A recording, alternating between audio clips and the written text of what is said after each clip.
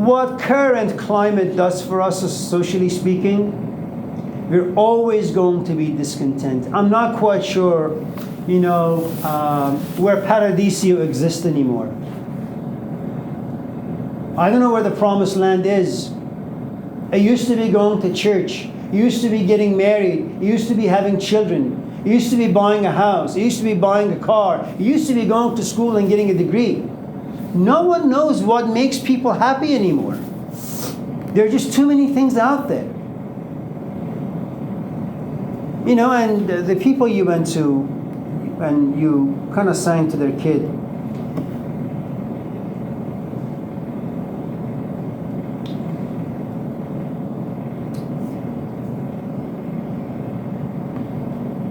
I don't really think they understand the force of capitalism. It's really, really horrendous. Because capitalism has only one function, to sell you things. It could be good things, it could be bad things, but it sells you things. It's like going to Costco. Look, you're young right now. When you're young, it's like going to Costco and you have a jacket on, and this jacket has 50 pockets, and in every pocket you have $1 million. You can buy whatever it is on the shelf. And the truth is, when you go to Costco, everything they have looks good. Beautiful TVs, beautiful computers, vacuums, pans, dishes, fruits, cookies, flowers, milk, half and half, eggs. Everything they have really looks good. And even as you're exiting the place, they want to sell you solar panels, refrigerator, sheds, this, that. It has no limits. What are you going to do when you have all this money in your pocket? You're young. Of course, everything you see out there you want. What the hell are you going to do if you have to store all this stuff somewhere? And at the end of the day, you realize you have bought everything from Costco because you had the privilege to do so. Where do you store them? And then you realize your house is cluttered. You say, well, what do I do with this? But now it's going to take you months to get rid of things. And where do you get rid of them? Do you want to just go to a dumping ground? Do you want to call waste management to bring you a big dumpster? And then you're going to feel bad for all the money you wasted.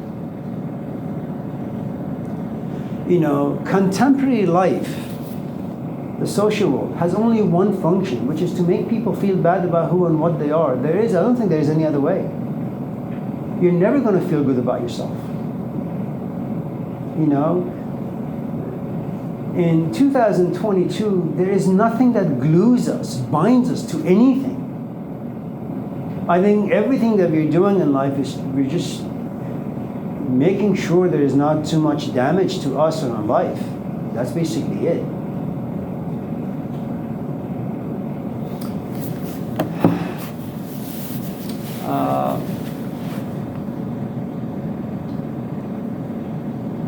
There is this other thing that you can do, which takes a lot of courage and sacrifice.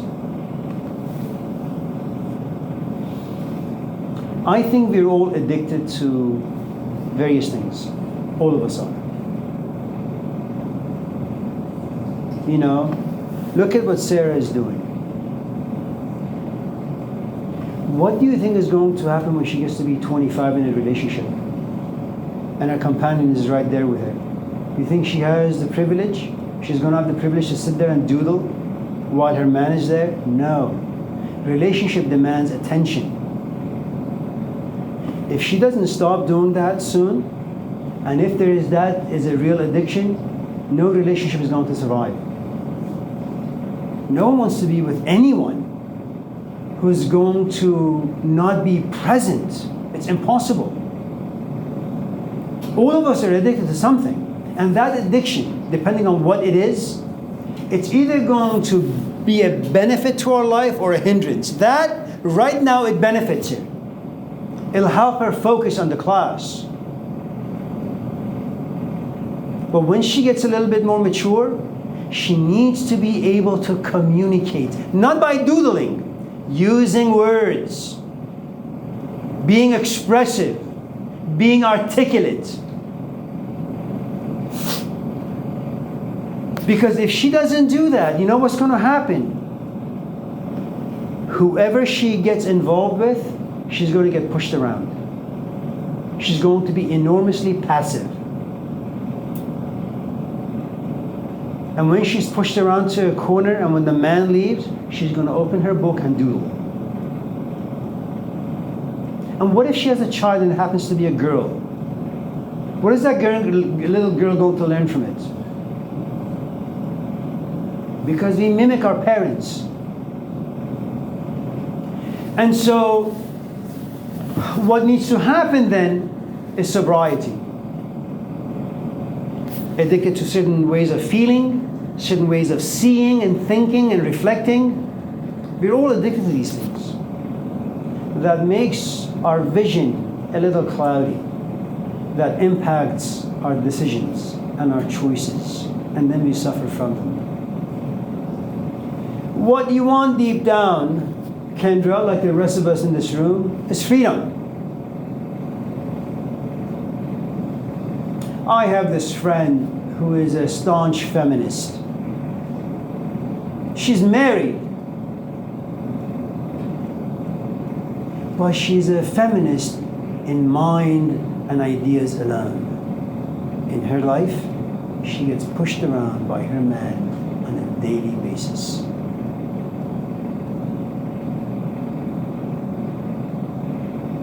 There is the is. Here is a woman with great, profound ideas in her mind.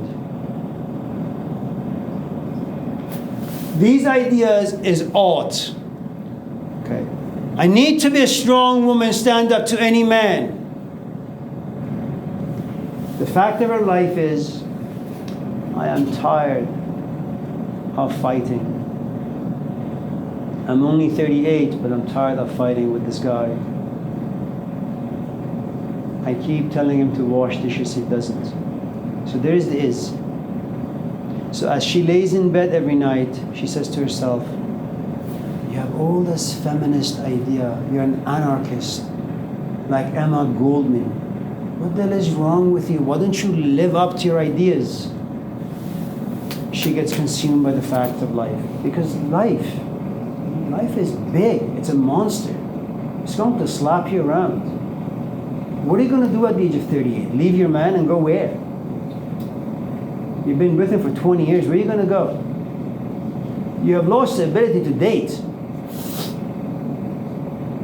And what the hell are you going to do with loneliness, with depression, with self-image, with confidence? So this idea, this dichotomy between the is and ought, it's been around for a long time. You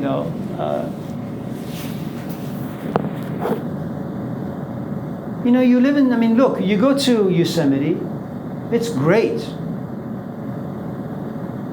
You're around trees, it's open, something about you comes to life.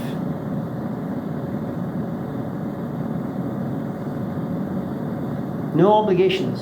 You can go hiking on a daily basis. But all of a sudden, your memories come back and say, you have a life in Oakland, you have a man in Oakland, you have a job in Oakland. You put yourself back in an environment that you dislike so much. Yosemite gives you clarity, but you need to crucify that clarity. You want to be blind again. Is ought. And that's how all of us function.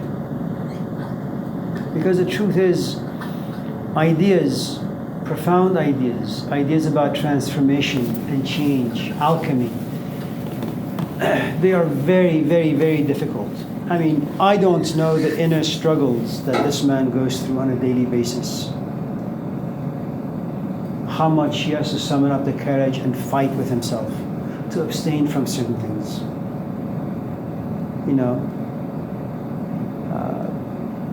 And I don't know his escape routes, because I know that we worked next to our car wash was an AA center. these were people who had lost everything because of drinking too much. But they had given up alcohol, but now they were glued to being a chain smoker. Some of them would go to strip clubs. And this is like way like 1986. This is before internet, cell phones, all of those things. So pornography online did not exist the way it does today. And so, because what happens when you have an addiction, your behavior also changes. You become compulsive. Your id, this part of you that says, I want satisfaction, I want it now, it becomes one of the core attributes inside you. And so when you kind of leave drinking, you need to latch onto something. And it becomes as intense as drinking. It may be poetry, it may be painting or drawing or doing music, whatever it may be. But you have this addictive personality now. It's like a leech. It gets stuck to your skin and sucks the blood out of you. That's what compulsive people do. But the answer to your question is, since there's always going to be a chain around your neck, you're never going to find absolute and complete freedom. Since you're going to be enslaved, held hostage by something, the only recommendation that I think anyone can give anyone is the following. Become a slave to something that is healthy. You have a lot of anger inside you. Go to the gym. It's kind of like when you have 2-year-olds, and if you don't take 2-year-olds, 3-year-olds, 4-year-olds to the park, and if you don't let them run 50, 60,000 times, it's going to be a very difficult time for you to put them to sleep. Take them to the park. Get them really, really exhausted. The moment you put them in the car, they're passed out.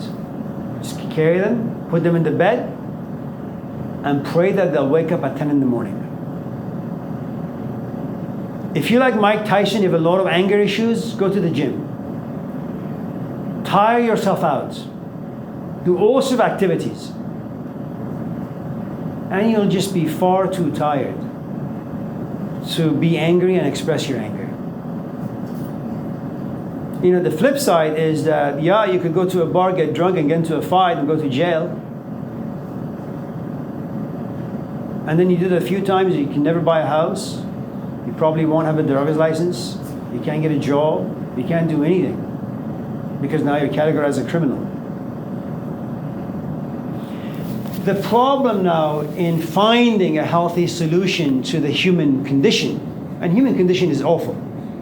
From the moment you're born, you struggle to the time you die. You want to be happy. I just don't know what it is. You want to be free. I just don't know where you can go to find it. There is no rest. Look, I'm not a Christian, but I love the Gospels because they have so much wisdom in them. The saying, birds, they have the tree. Birds, they can make a home on the branch. They don't need to save. They don't need to till the ground. God, according to the Gospels, God feeds them. It's an amazing, miraculous thing, Kendra. I have a cat. I don't have a cat. The cat just comes for a visit. As I'm eating my dinner. And the cat sits there and goes meow.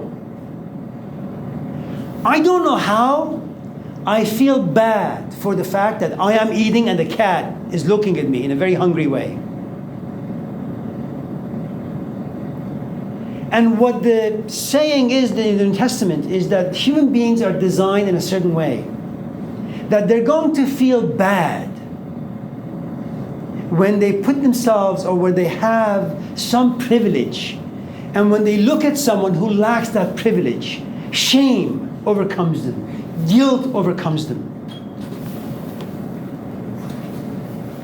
You know, and that shame and guilt propels them, forces them to modify their behavior. Hello, Bridget. Okay.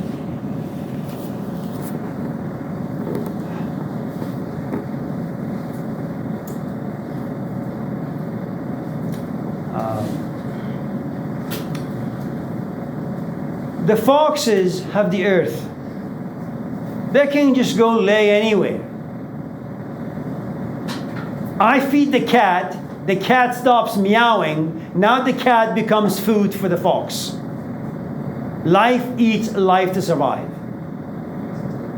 But they all have a place to rest. In the gospel, but Son of Man, or Son of Adam and Eve,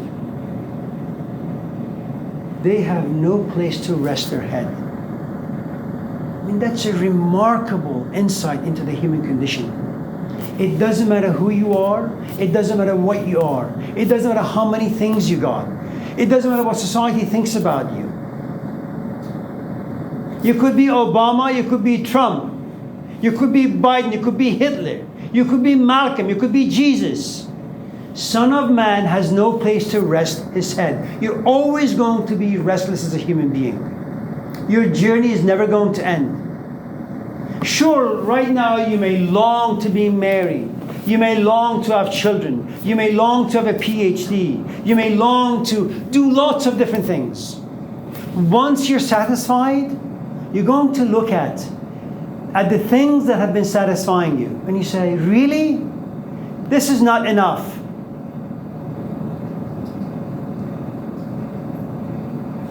You know, and the only way, I mean, remember, it's a beautiful insight. It's a troubling insight, miserable insight into the human condition. Are you telling me that as a human being, I will never find peace?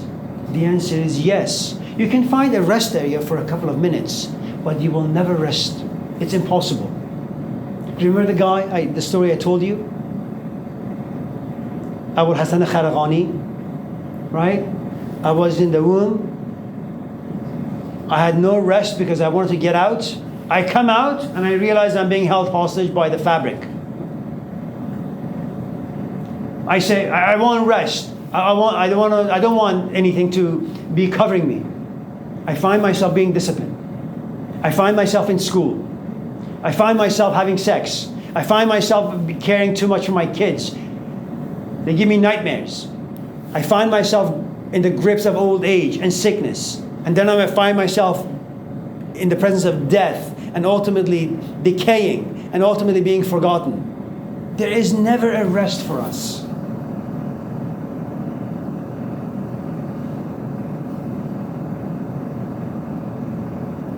I mean, consider the miserable condition of someone like Moses, like Jesus, like Lao Tzu. All right, man, so you go somewhere in the cave, you figure out who you are. Good for you.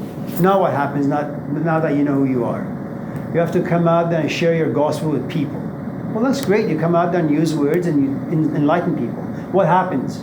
You get misunderstood.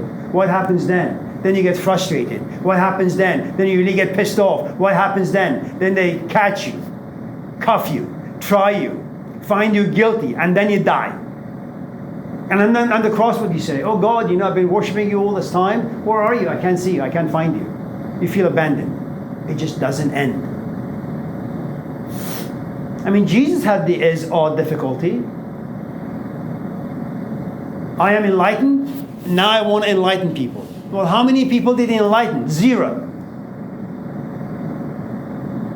You and I are not going to have an easier time. In fact, our issue will be much more problematic. You know why? Because someone like Malcolm, someone like Jesus, someone like Lao Tzu, they were guided by wisdom. What do we have? We have assumptions. And we base our decisions on those assumptions, most of them faulty. And the consequence you pay for those faulty decision makings, enormous.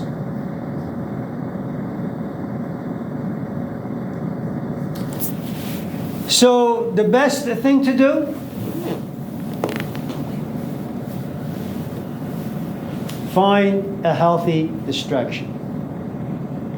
And you can't find a healthy distraction unless you are enormously lucky and favored either by nature, by God, luck, I'm not quite sure what it is, by the goddess Fortuna for the Greeks, where someone very healthy walks in your life.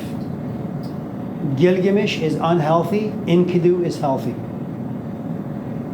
Malcolm X is unhealthy, Elijah Muhammad, for a tiny period in Malcolm's life, was healthy.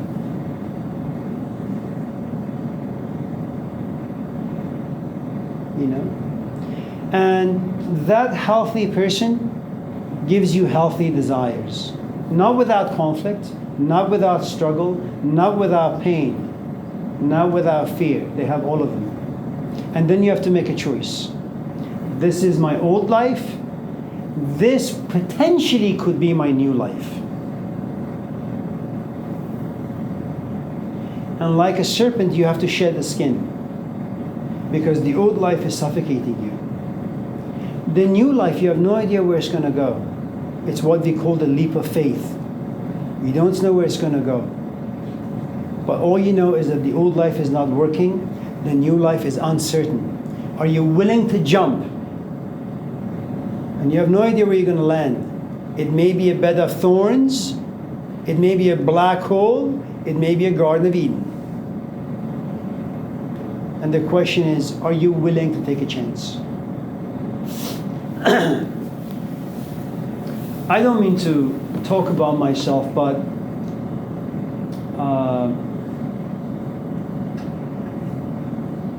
and I don't say this to boast.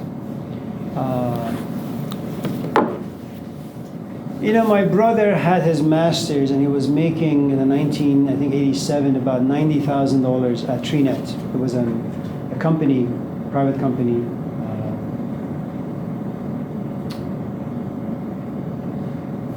Then he worked for the state, making the same amount. My sister was a pharmacist. Because of my meeting with this Persian guy, his name was Hussein, I just fell in love with philosophy. And I said, I'm just going to go to school for philosophy. My parents have a car wash. It's making decent money. I don't mind. I can get my PhD and still come to the car wash, work at the car wash. I have time to read. I have time to write. That's a good life for me. I didn't want to work for the state. I worked for Caltrans for a week in a cubicle, punching in data. This is no way to live my life. You know, you have some guy over there sitting in a cubicle lotioning himself with like Nivea cream. You have a woman who's a chain smoker, you know. She's all wrinkled up. She's been there for like thousands of years. So really, is this going to be my future? For what? And granted, I was young. You know, I was a hippie in the way I was thinking about things. But I didn't want to sell my soul. I knew what my passion was, and that was philosophy. You know, and there are going to be moments where you look at your brother and say, God damn it, Amir, you're such a loser. Everybody's making money. Everybody's moved out. Everybody's in a relationship. What do you have? Nothing. You're going to be angry. You're going to fight with your siblings. You're going to resent them. You know. But at least for me, I didn't want my ideal life to be far off from my real life. I wanted both of them to be the same. And you and I have been friends for a long time, you know that no life is perfect. But, you know, for the most part, what I do in the classroom is what I do at the house. What I do with the kids. What I do with my wife. You know, we don't have very many friends. We don't go very many places. I think that's very, very lucky in many ways. And it's not because of my own doing. I think lots of different things need to come into one's life to make something work. I have no talent for art. I'll try it. I just don't have it. I don't know why she has talent. It's a gift. We have no idea where gifts come from.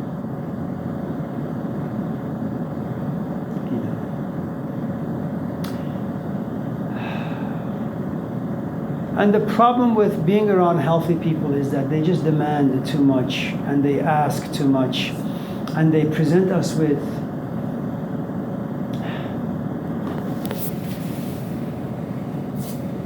his loser friends tell him, why do you want to go to school? And they have had an impact on him. I don't need to go to school. I can just work at Home Depot, FedEx. That's a decent income. I like it. When he tells me FedEx, I want to puke. God damn it, you're 20. Do you really want to be at FedEx for the next 60 fucking years? Go to school, man. You're young. You're rich. Get a master's degree. If you don't have any creative passions inside you, do business. Do economics. Make money. Buy a nice house. Find a nice, healthy woman. Be a good father to your children. That's great for one lifetime. But you can't do that if you're working at FedEx. After a while, your knees are going to give. And human beings don't do well with routine. Why do you think people drink? Why do you think people smoke? What do you think people do porn? Routine does not go well with us. You need to have a creative outlet somehow. For the longest time, it was, you take your kids to the park.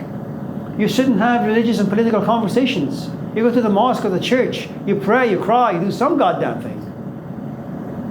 But when you live in a culture where religion doesn't make any sense anymore, family life is frowned upon, having children is no good anymore because you have no idea what to do with them, you're exhausted on a daily basis. Everything about life is burdensome.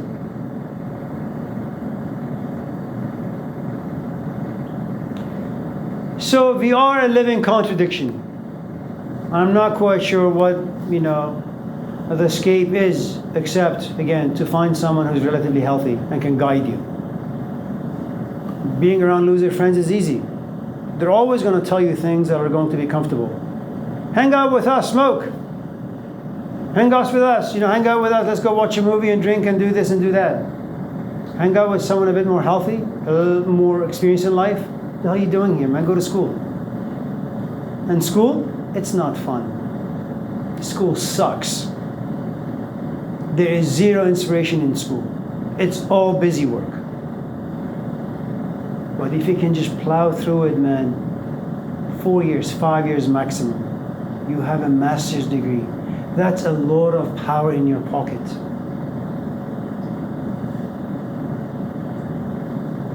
The only problem is you have to sacrifice. You have to put yourself in this cage for about 4 or 5 years. I think it's great. You sacrifice for 5 years, you reap the benefit for 20. It's like a coupon. Buy one, get one free.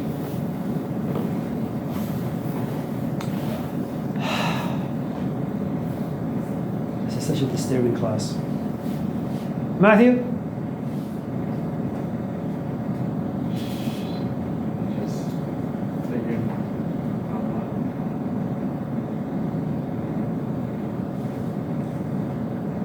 Jamie.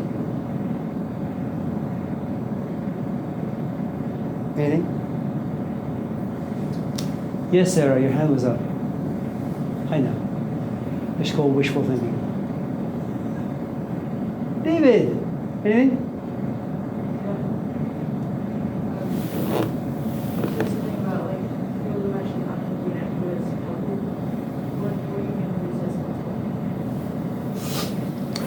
It's a really, really, really, really great question. We don't have much time today, but we can kind of talk about it some more on Thursday. The name Gilgamesh, one thing about the Sumerian culture some 5, 6, 10,000 years ago is the following, that as a parent, you don't have the right to give your kids names. So you take your child to the priestess. No priest. There are no clergy. There are no men in that particular position. It's all occupied by women. Okay, women have a very sacred position in society. Forget all that for now. But you take your child to this woman who is in this temple, who has access to the gods, and she uses drugs to loosen her psyche, go into a trance, so that she could be a vehicle, so that the gods can communicate with her, and then through her to the parents and the child. So she looks at the child and she says, his name needs to be David. And the parents say, David? Yeah. Why David? Your child is going to be 5'1". Very, very tiny stature. But inside, he will be a Goliath. And that Goliath will come out only in troubled times to save himself and other people. Now, your parents don't really know what the hell that means. And as you are born and growing slowly, you have no idea why your parents chose the name David for you. But you say, okay, David. And once in a while, this giant that lives inside you comes out. Protects the sister, protects the parents, protects people in need. But that insight is only available to the priestess.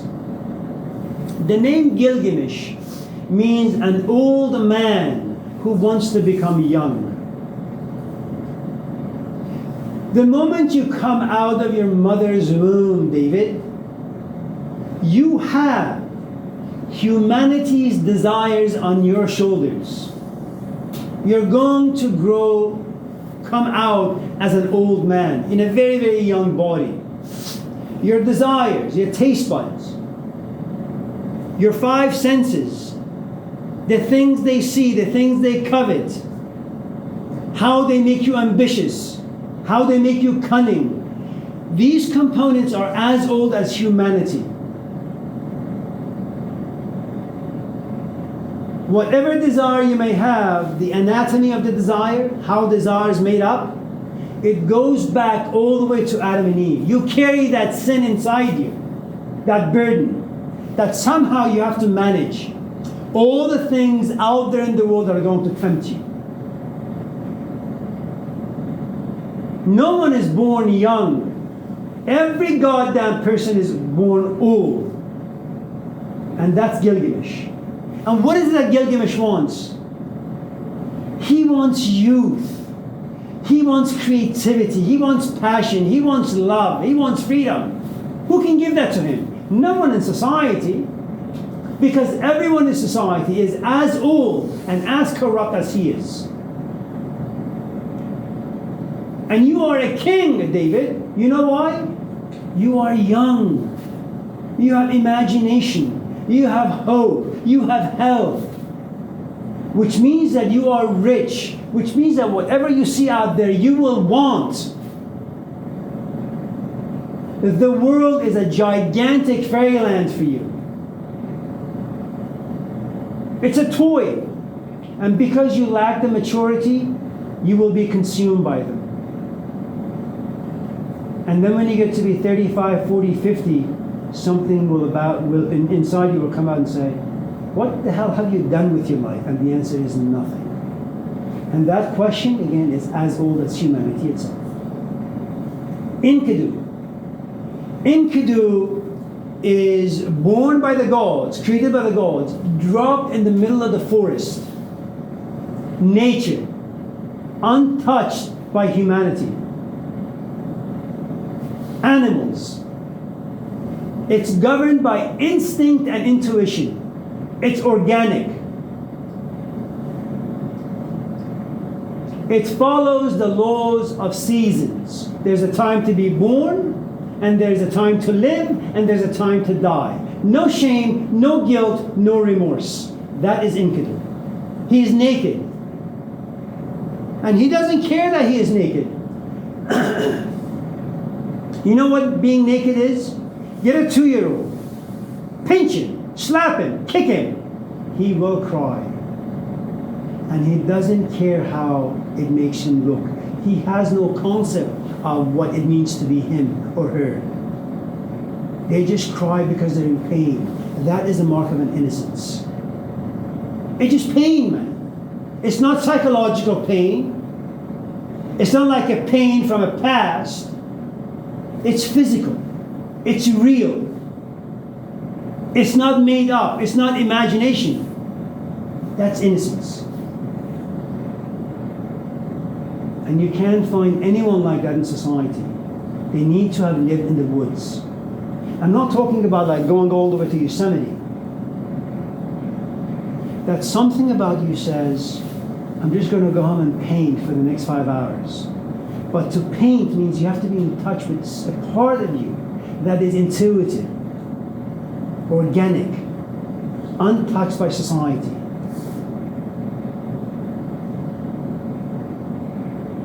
That is called innocence. Well, I have taken too much of your time and wasted too much of mine. So, have a nice day. Take care. Don't get sick. And I will see you Thursday. Assalamu alaikum.